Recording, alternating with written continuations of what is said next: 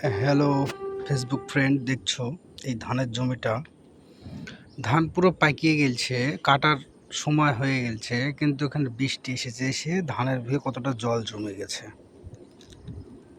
তাহলে এতটা করে যদি জল জমে, তাহলে ধানের জমিতে ধান কি কাটতে পারবে বলো? সকালে লোক এসেছিল কিছু কাটতে, আমরা কাজের সাইডের পাশে আছি, দেখছি কিছু লোক এসেছিলো, এসে দেখছি ধানের জমিতে অনেক জল, ওর লেগে কাটলো না, চলে গেল। তাহলে এদের কত বড় ক্ষতি হচ্ছে ভাবো। ধানের জমিতে কিভাবে জল যাচ্ছে আর মাছ যাচ্ছে তোমাদেরকে দেখাবো এখন, দেখবে। দেখো কত জল, দেখো এত পানি হয়েছে ধানের জমিতে, সীমার বাহির।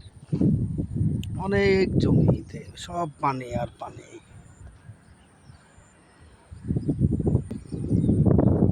দেখো আমরা এখানে আছি, দেখো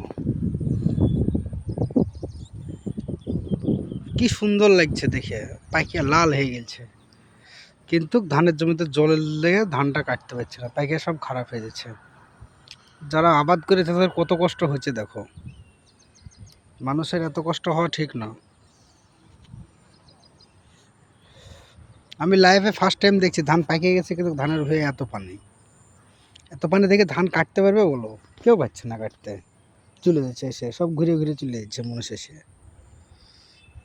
তাই এক আধ বিঘা নাকি, অনেক বিঘা, ওদিকে আছে এদিকে আছে, না হলে মনে হয় 30 বিঘা হবে, 20-30 বিঘা হবে ধান কাটতে পারছে না।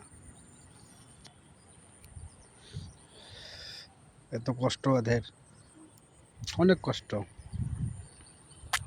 কি করবে তার জন্য? কিছু করার নাই। পানি আসছে ওপর থেকে, কেউ তো দিছে না, কেউ দিলে হয়তো বারণ করতে পারতো, কেউ দিছে না। এই দেখো আমাদের কাজের সাইড, আমরা কাজ করি এখানে, এই পাশের এসে দাঁড়িয়ে আছি আমি, দেখছি পাশের থেকে, দেখছো কত জল। তো ঠিক আছে ফ্রেন্ড, ভালো থাকো।